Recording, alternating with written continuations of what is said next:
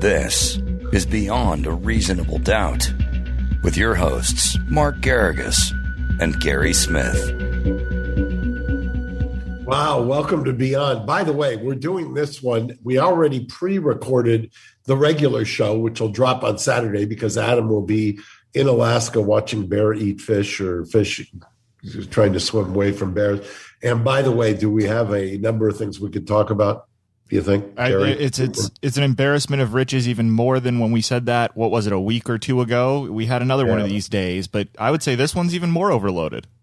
Yeah. So what we'll start with is Cosby. If you've been living under a rock, you probably missed it, but the Pennsylvania Supreme Court, a 4-3 decision written by Justice David Wecht, not only reversed his conviction, but barred the prosecution from trying him again, and he was immediately released. The legal basis for that was that in 2004-5, the previous DA, a gentleman by the name of Bruce Castor, and the DA in Philly, or in actually in Pennsylvania, I think it was a different county, it wasn't Philadelphia, had assured the lawyers for Mr. Cosby that he was not going to be prosecuted. He could rely on that. And that basically took away his Fifth Amendment privilege. They wanted him, if he was being sued or potentially being sued, and to testify against Andrea Costin or to testify in her case. With that statement by the DA, somebody made the decision to have him testify. He did testify. Fast forward to a couple of years ago, a federal judge unsealed that deposition. The new DA, or the DA who ran on the plank of suing or bringing charges against Cosby, did bring charges. 2 trials later, he was convicted. And now it's gone up to the Court of Appeal, then up to the Supreme Court. Supreme Court 4-3 said, no, you can't promise somebody that they're not going to be prosecuted and then have them testify and then use that testimony against them in the prosecution. So what I found, right. And what I found most interesting about all of this and all of the people that were up in my Twitter feed and the number of people calling for an emergency beyond a reasonable doubt on a Wednesday, folks, we're up to 3 a week. Calm down. You'll get it today. But no, the number of people who aren't remembering that you've been doing analysis on the Bill Cosby thing all along, but Adam has been pointing at this one thing for almost 2 years going, that's not cool. That's not right. That's how is that okay? That's not okay. And exactly what he's been saying is where the courts ended up coming down, it seems. Exactly. It's exactly right. For everybody who says, well, this was a surprise, it was a centerpiece of the appeal by Miss Bonjohn, who was the lawyer. And when they had the oral argument months ago, it was clear that at least it had piqued the interest of the justices, and as it should. Yeah. And for those who say it's a technicality, I take issue with it. The Fifth Amendment is a centerpiece of the Constitution and the Bill of Rights. And as such, it's enshrined as a constitutional right. You don't get to just bait and switch a defendant with that. You can always do the civil suit, a la OJ, a la here, in this case with Cosby, because she did, in fact, sue civilly. They used his testimony against him. They extracted a settlement, and I assume it was a large settlement. And then fast forward 12 years later, they get him convicted, and he does 2 years in custody. And footnote, the DA who made the promise, and it was oral, not in writing, but he did testify to that he did make it in a hearing, was Trump's impeachment lawyer, one of Trump's impeachment lawyers on impeachment too. He had left the DA's office. We're going to get to Trump in a minute. I want to button up one thing on Cosby first. What is your analysis on the reports now that Cosby is huddling with his legal team and wants to sue the county in question that it, wrongfully imprisoned him or whatever the case ends up being?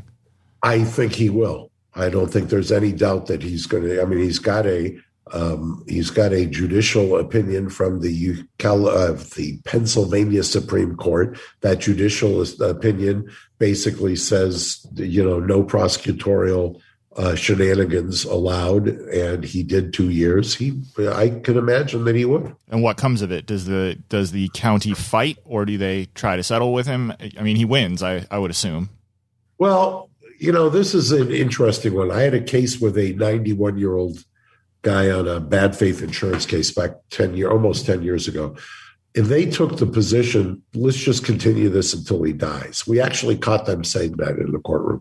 So wow. I would imagine that's what they probably do, tie it up and hope that he dies. Well, we'll be watching, that's for sure.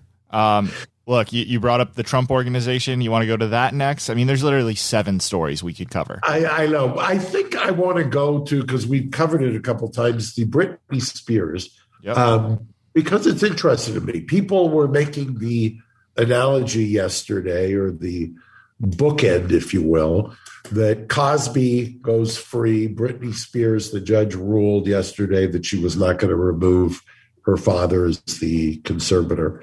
And it's interesting to me just that the Fifth Amendment right was the centerpiece of the Cosby reversal. The interesting thing about this conservatorship is the Sixth Amendment right. Because she's under a conservatorship, she's not being allowed to pick her own lawyer. And I saw somewhere where a lawyer in LA, Adam Streisand, who's a very capable lawyer, had said he wanted to, he had consulted with her apparently going back a number of months or years, that he tried to get in, but that because she's under a conservatorship, she's been stripped of the ability under the Sixth Amendment to have your right to counsel. Well, not totally, but your right to a counsel of your own choosing, because she gets court-appointed counsel. And that's interesting to me because in a criminal case where your liberty is at stake, you can go pro per, or in federal pro se. There's laws on what you have to do, and you have to meet certain basic standards. And based on the testimony that she gave to the judge and how it's been reported, it would appear that she has the ability to, if this were a criminal case, to represent herself. So if she can represent herself, why can't she hire a lawyer of her own choosing? Under the current conservatorship laws, the judge is probably right, which shows you just how insane the current statutory scheme is. Yeah, it's really insane.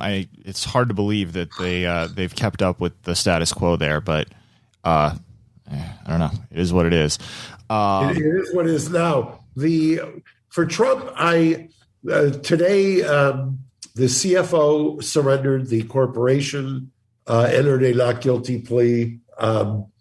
As usual, they did a perp walk, which has become standard. I don't understand it. I mean, it's not like he was going to flee. He was released. Mr. Weisselberg was released on his own recognizance. I know that depending on which camp you're in, or political camp, you're either cheering or you're saying this is a witch hunt. I will tease this for Tuesday. I'm going to do a deep dive on the indictment, and then I think I'm going to respond, and I want to do it after I've seen it because it's a very detailed indictment. I've got a couple of other things going on today, and I haven't read it. Can't imagine what you might have going this weekend, Mark. And then we just got a new client. I don't know if you've been watching the Twitter feed.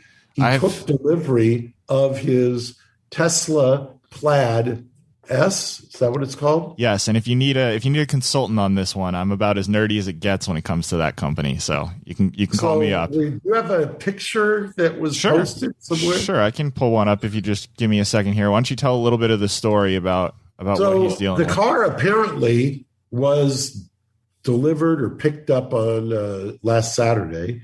The client is driving it on Tuesday. He's ironically in the same town where I went to college, Haverford, Pennsylvania, and very close to his home. All of a sudden, smoke starts billowing into the cab. This is the aftermath. And then apparently the door locks malfunction, can't get out.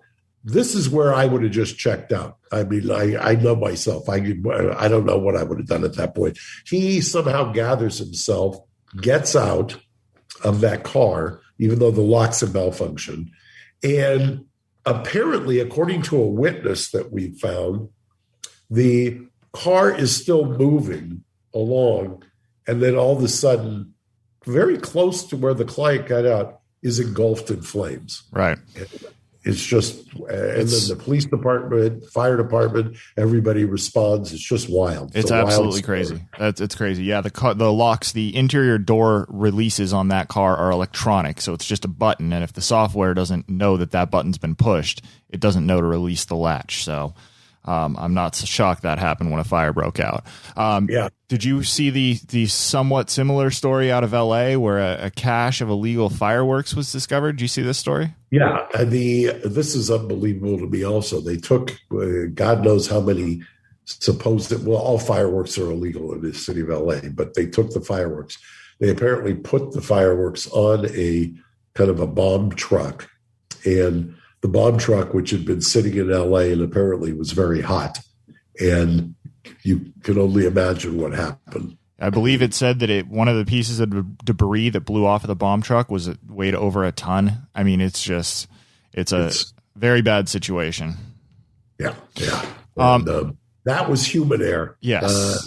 Tesla appears to me to be brand spanking new car. By the way, the earnings reports of the last quarter, I was taking a look, looks like clearly they knew they had issues with the battery, because it's kind of a supercar, and boy, what a disaster this is. Absolutely. Well, we'll keep an eye on that one as well. I'm sure you have stuff to do this weekend, sir, so I will let you go, and I will see you on Sunday. As you alluded to, we have a slightly out-of-date best hour coming for you on Saturday. It's a great episode. You guys will really like it, and then we'll be back with a fresh best Beyond, rather, on Tuesday. And I'd like to thank... Don't confuse best of with Beyond. No, correct. And then I'd also like to thank our sponsors, Oklahoma Smokes. You can find more at itsoklahomas.com. Mark, thank you very much for the time, and I will see you on Sunday and then on Tuesday. Thanks, Gary. Bye-bye. Bye-bye. Thanks for listening to Beyond a Reasonable Doubt. Stay tuned for more bonus episodes coming soon.